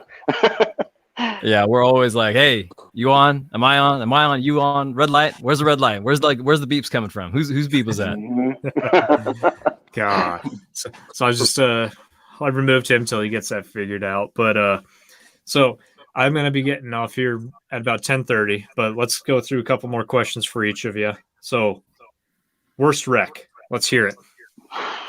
Worst wreck. And we'll go enlisted trailhead first. I've been actually rather fortunate and haven't wrecked that bad. I mean, just the road rash, some cuts and scrapes, that's about it. Now, the worst wreck that I've had, it's kind of related, but it was in a go-kart. And I was riding along, going back home from a friend's house, and a piece of like twine was sitting where like a fence used to be, I guess, right at like eye level. And so it ended up like I hit it, like it hit me in the bridge of the nose, and ended up taking like a piece of skin out like right here. And I had to go get 4 stitches. But that's the only thing I can relate to, like something with wheels and movement and injury outside of like just road rashes. So you've been lucky. Yeah. Super lucky. So super lucky. Well, that's not fair. That's not fun. What I let you in here for? Yeah. I don't know. My dashing good looks and winning personality. I don't know. Yeah, you're lucky you're serving. I'll tell you what. It's the R2. It's the droid shirt, man. It's the droid shirt. Come on. It's the droid shirt. Yeah, fair enough. My son would love that shirt. I'm gonna have to get him something like that. Okay, let's go to Jeremy. Worst wreck. Let's hear it. Yeah, so I don't know if it's necessarily the worst wreck, but last year at Elm Creek, no less, pretty mellow trail system. They have kind of like a little mini skills area with a couple jumps in there. And I was coming out of that thing hot, and I thought I was like, had my cornering skills just dialed. And my front end just lost it on some sand. I went down on my shoulder, and I'm actually I still have like a little bit of shoulder problems that I'm trying to work out from that. Yeah. So that's been the most like naggy injury, I guess. But I've been pretty lucky. I haven't like slammed my head. My buddy in Washington, he's hit his head like, I don't know, 5 times. Pretty bad. He's the guy that I went to visit in Bellingham. Okay. He was actually riding out there while we were riding, but we went to Baker one day, and he like lightly hit his head, and now he's like back on medication. He thinks that slight head hit like re-triggered all his shit again. So I'm super fortunate to like have never had like a big head blow. and I hear it's it's super common in the sport. So I don't know. It kind of makes me a little nervous, honestly, to like ride at the level where I'm starting to ride at. Because if I go down, like I'm gonna go down fucking hard, Yeah, I mean that's something like when you hit your head so many times, you become so susceptible to encephalopathy. It's that inflammation of the brain and all this stuff, or encephalitis, whatever. Your brain just it can't take the abuse over and over again, and so he's just getting more of those symptoms and stuff real quick, and it's not a great time. That's why things like CTE are a thing. So hopefully he doesn't get it that bad. You know what I mean? Real quick, I'm gonna let Mark in. He has video. Look at that. Hopefully, I figured it out. And he has audio. Great, good. So we're gonna go to Mike real quick about the worst wreck, and then we'll go to Mark about the worst wreck, and then we'll go to me about the worst wreck. So hey man, mine was kind of like talking about enlisted trailheads, man. I haven't wrecked in a long time, and man, that April Fools it'll catch up to you. Trust me, it's gonna happen one day. You just don't jinx yourself, because we all get the best of it. I know. I don't want to have this conversation right now. Oh man, I never would have thought it, man. But yeah, I was up in Lakeway on a trail that I'd never ridden, and my friend even warned me, "Hey, Mike, man, there's gonna be about a 4-foot drop, and it's gonna be down here." But I let my friends go ahead so I could just get the full GoPro and not chasing out my friends or nothing. And I'm just riding it blind, man. And I come up to this drop, and I couldn't remember. I think he said, "Go right if you don't want to do the drop. Or go left if you don't want to do the drop, and go right if you want to do the drop." So I went left, and that was the drop. And I didn't expect it because I was nowhere near in position to do it. So I basically dived straight down, man, and bought a brand new POC helmet, man. That expensive spin technology helmet, and I went over, landed right on my shoulder on a solid slab rock below it, because in Austin, man, the trails are just really, really rocky and full of rocks. And it was a full slab, and I came down, crushed my shoulder, hit my helmet. My helmet had a big dent in it. My friends came up and heard me crash, and I was done. I'm not even 3 minutes into the ride. That's the worst. Yeah, and that was on April Fool's of 2020, man, and that's when COVID was hitting, and it really sucked because I couldn't get an appointment with an orthopedic for like 3 days, and I was struggling bad, and finally got in, and yeah, he said, "Dude, you're really close to surgery. You got a grade 4 separation," and he says, "I noticed that you crashed on this, back a long time ago, like three last times. So this is my 4th one," and yeah, I kind of recovered, but I didn't do PT. I didn't do none of that. Just recover, rest off it, put my arm in a PT, man. Gotta do PT. I know. I mean, trust me, I knew better, but when you get older, man, it just makes it just takes longer to heal. But I just went out and kept on riding, kept on pushing myself, and I think it really put me in a bad bind, because to this day, man, I'm still sometimes wearing braces, I'm wearing shoulder protection and whatnot. So yeah, but I think that's my worst one. As I'm getting older now, and crashing and healing just doesn't recover as fast anymore. No. Yep. So that's part of aging, man. And it's an unfortunate part, but it's a part of it. Yep. So I'd let Brian back in. I'm assuming he's trying to figure out his latency issues. But we'll let Mark tell his worst wreck now, and then we'll go to Brian. Well, my worst wreck was pretty much on a CBR 600. It was on the freeway going about 80, and I pretty much grabbed all of that front brake and face planted. That was pretty much a lot of reconstructive surgery and all kinds of fun stuff and shattered collarbones and all that. But for mountain biking, I've kind of been lucky too, like Byron. I mean, I've eaten it maybe 3 times now. I think the worst one was on my first bike. It was a hardtail. It was a Trek Roscoe 8, I think. And I was out in Atascadero, and Byron knows this place. I'm scared to death of it. We've been out there 3 times. 2 of the 3 times I've eaten it really good. But it was, and the bad part is I wasn't even on a hard trail. I was on really kind of like a road, and I just grabbed all that front brake and went flying over it. I have a good video of it. Byron's heard it and watched it, and I refuse to share it with people. But no, it's hilarious though. But yeah, that one, I honestly kind of hurt my left wrist and then bashed up my face. I have some good pictures of some kind of jacked up, my face was pretty wrecked. But yeah, that one was pretty bad. Nothing crazy major, no broken bones, but for mountain biking, that was about it. All right. When Isn't it when he crazy? crashes, he sounds like somebody is strangling Chewbacca. Yeah. Oh man, oh no, I can't make those noises. I tried, but I can't. No. But it's crazy how sometimes your worst wrecks just come on out of nowhere, like ridiculous. Yep. Like I don't know, hit a parked car like Alex Vonderhoff did. Nothing on the trail. It's crazy. Brian, how's your lag? We'll see. How's it sound? Wow, There you go, better. that's amazing. It's awesome when you tell the software that the mouse or the speaker is the speaker and not the headphones. Fair. That Brian, and streaming stuff going on upstairs. But yeah, that's fair. So Brian, what do you got? What do you got for us today? my worst crash. It was at Elm Creek as well. I think I heard Jeremy talk about that. My worst crash was at Elm Creek. There is a going fast in the what is that called? The black diamond section there, which is not a black diamond section, but there's a spot in the back there where it's kind of fast. There's a double, and I did not realize at the time that it was a gap double, and I front cased the landing, flew off the bike. I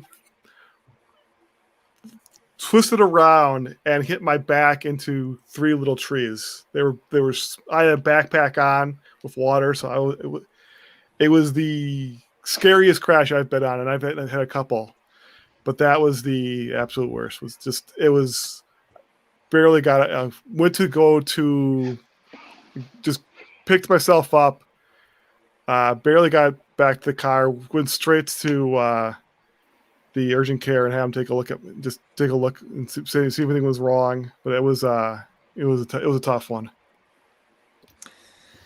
That's fair. So it was worse than what happened at Battle Creek when we rode, huh? Yeah, that one that one was good. I think that from a pure pain and scare factor, that Elm Creek one was a little bit worse.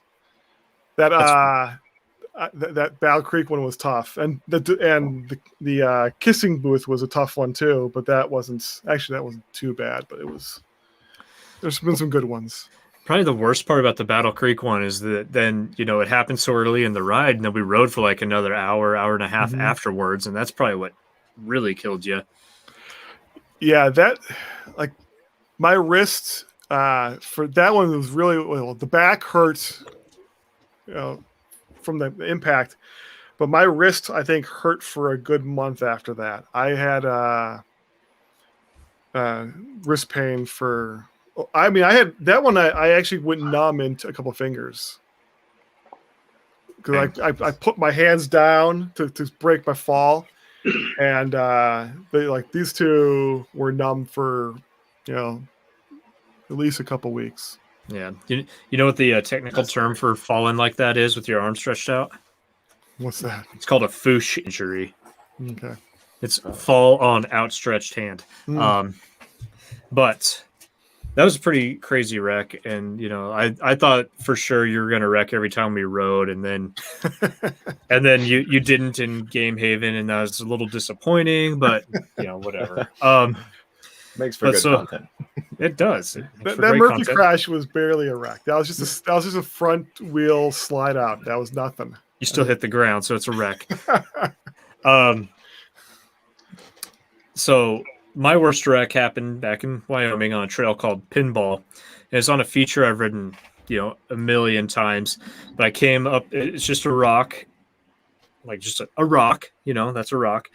And then there's a crack in that rock. And this time, for whatever reason, I just sucked my front tire into that crack, and it shot me over this rock. And when I came down, I hit my chest on the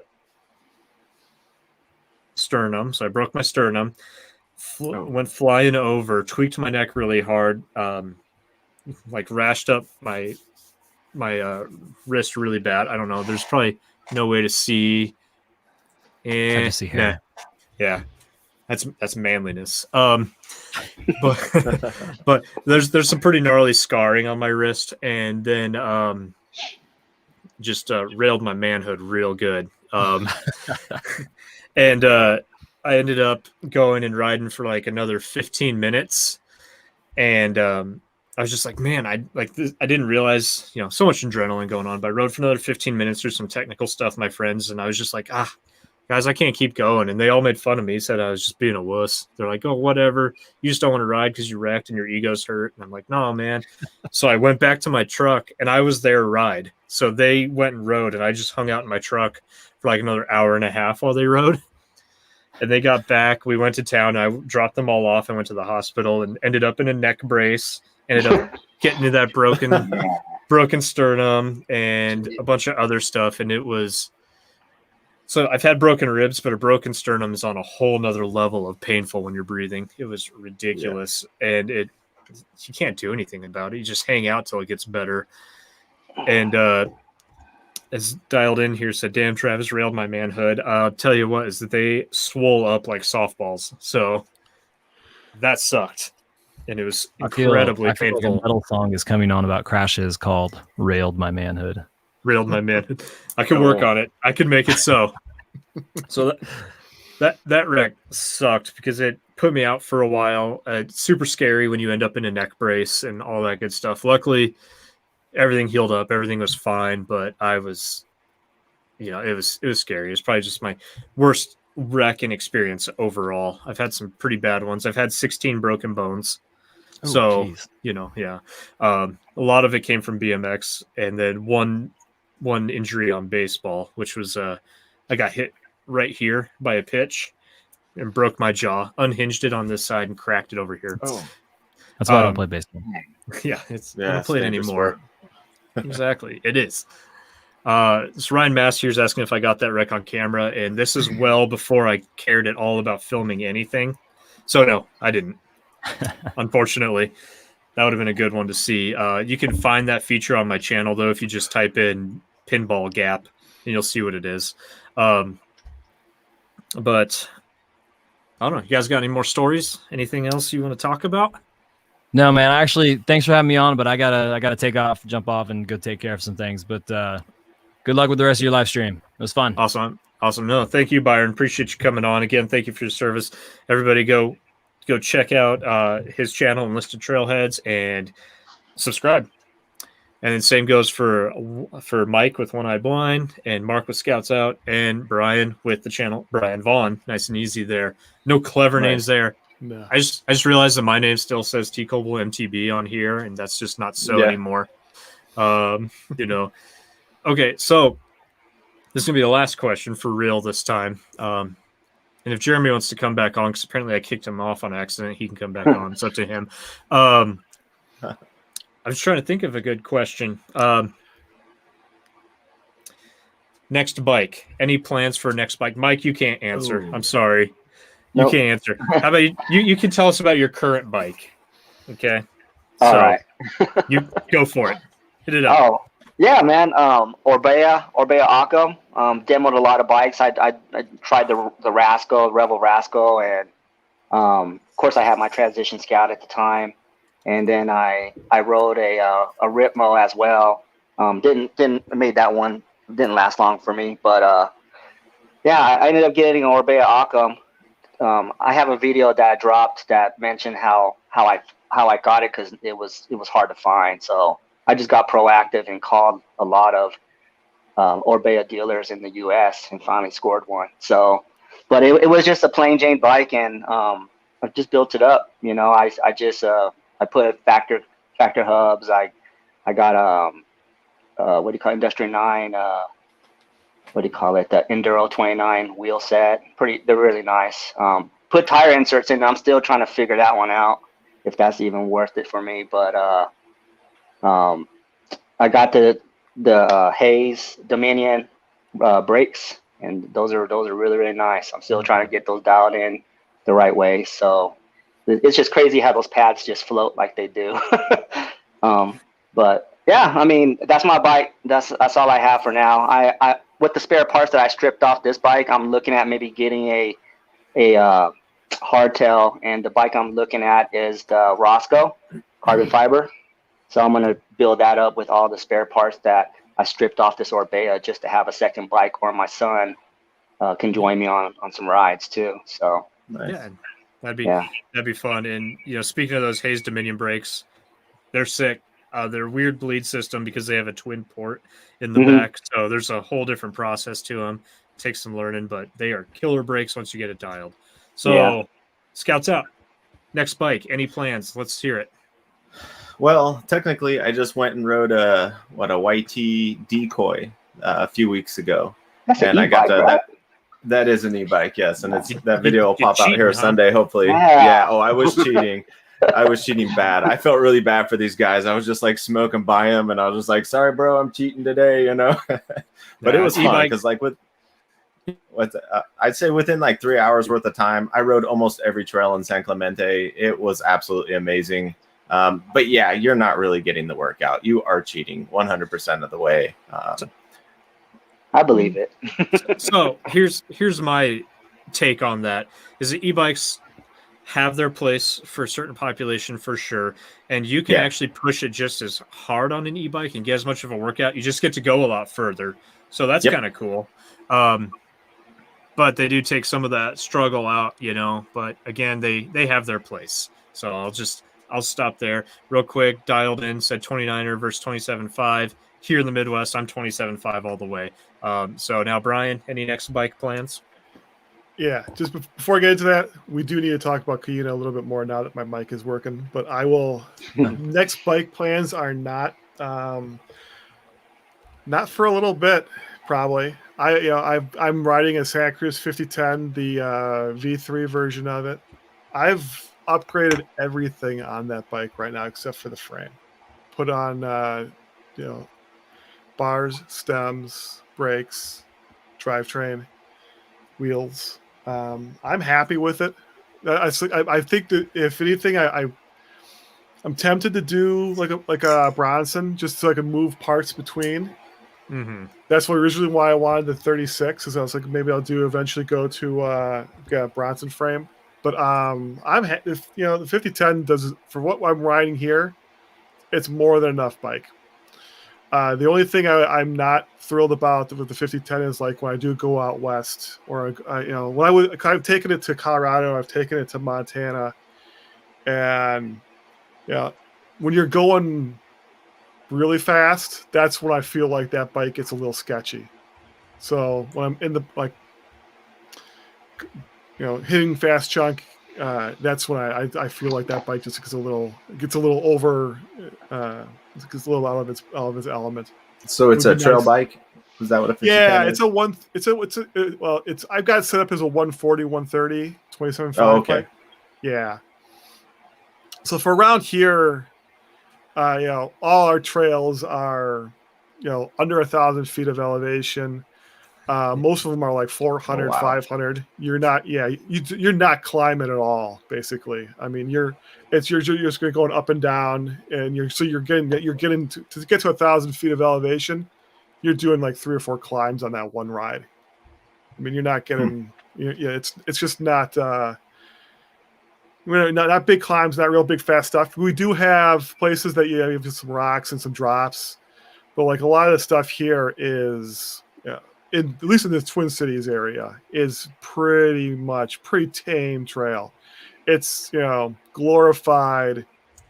It's glorified blue trail. It's not, there's nothing here that I would say that like.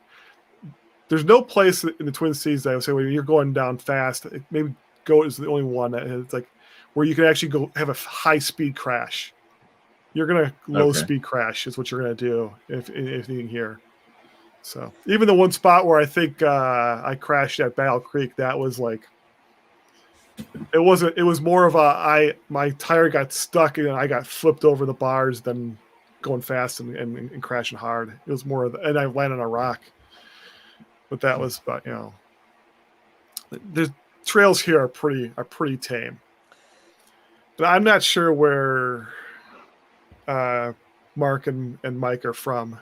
But yeah, I'm from Austin.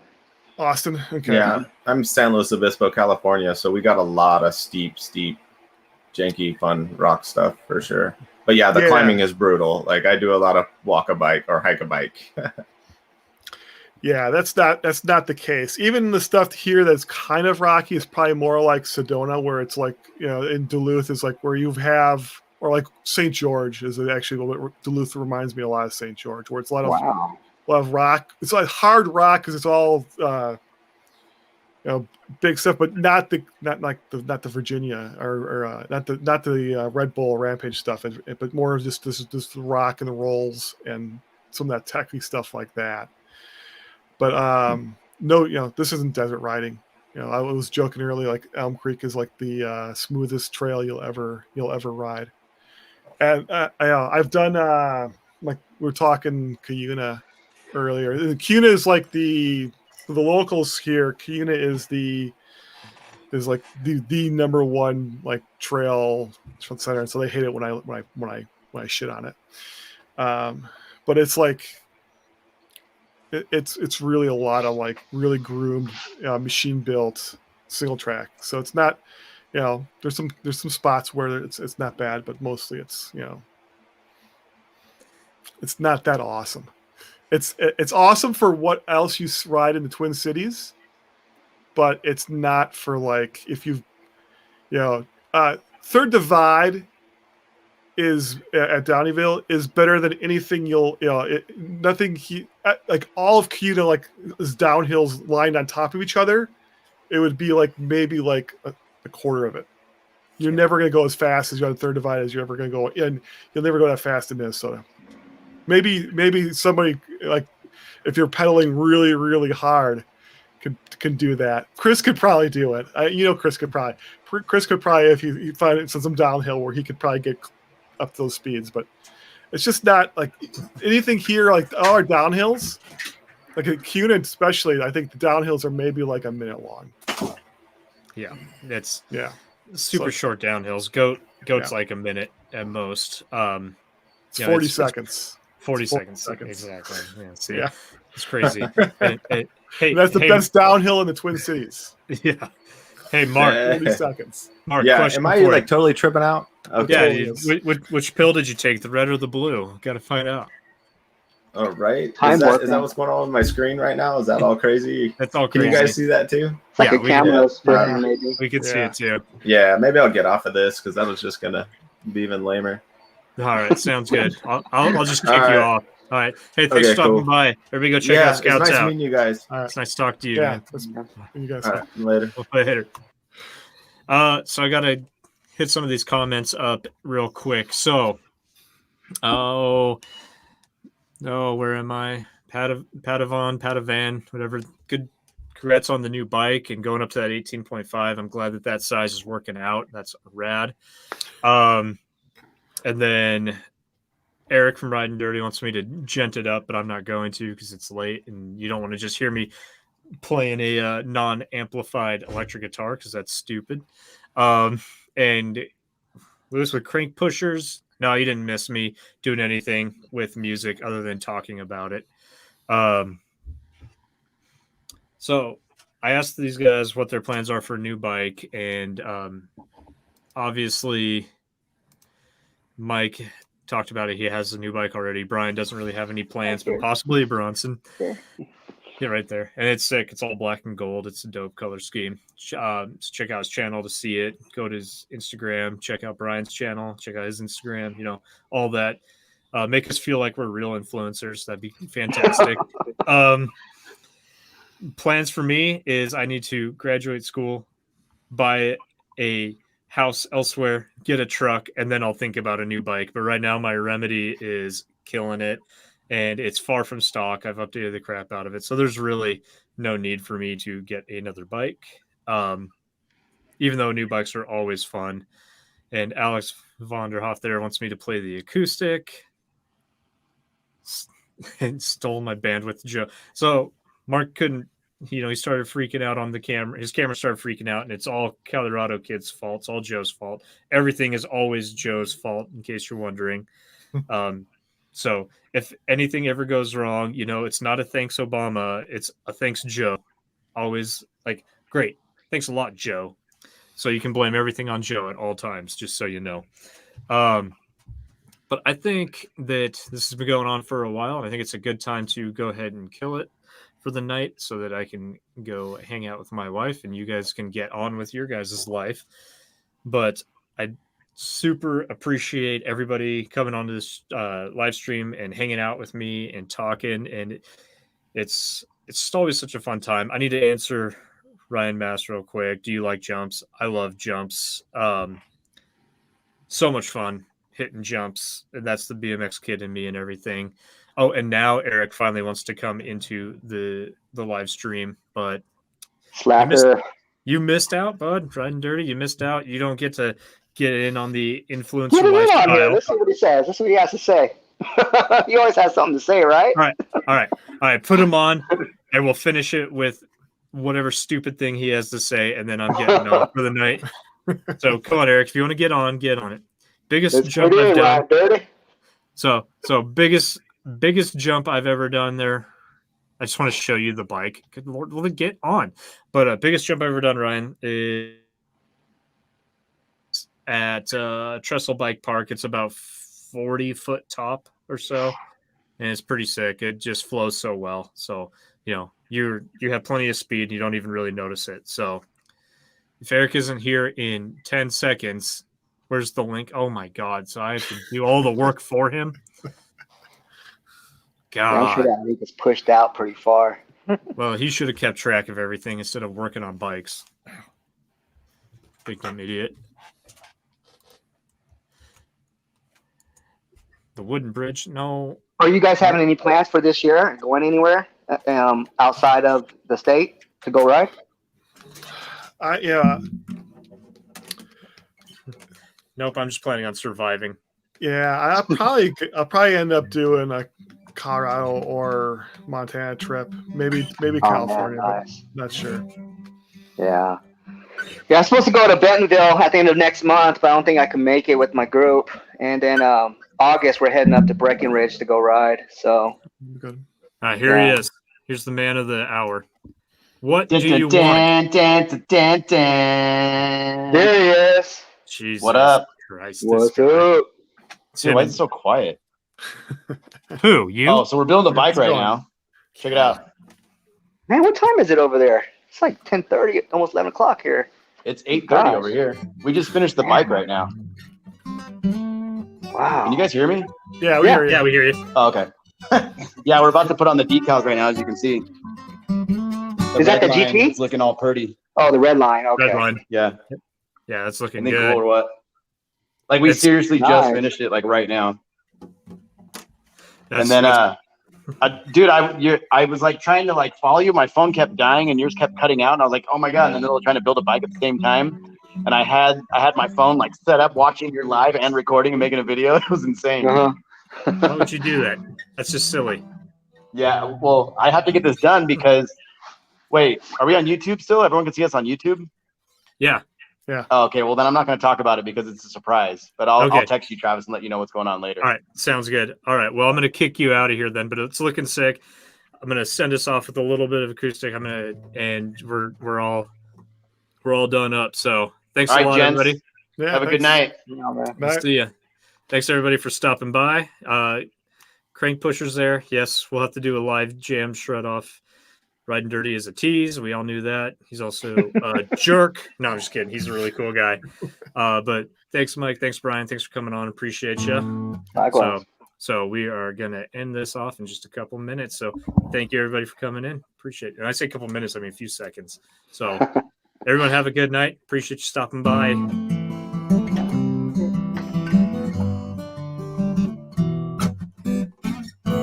Name the song.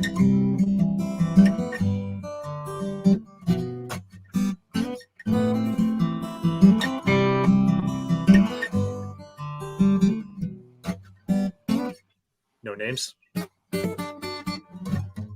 God. Fade to Black by Metallica. God. I saw them at Target Center a few years back. I saw them at Pepsi Center a long time ago. So Yeah.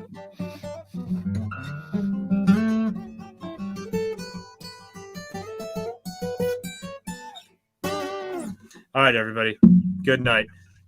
See ya. Yeah. See ya.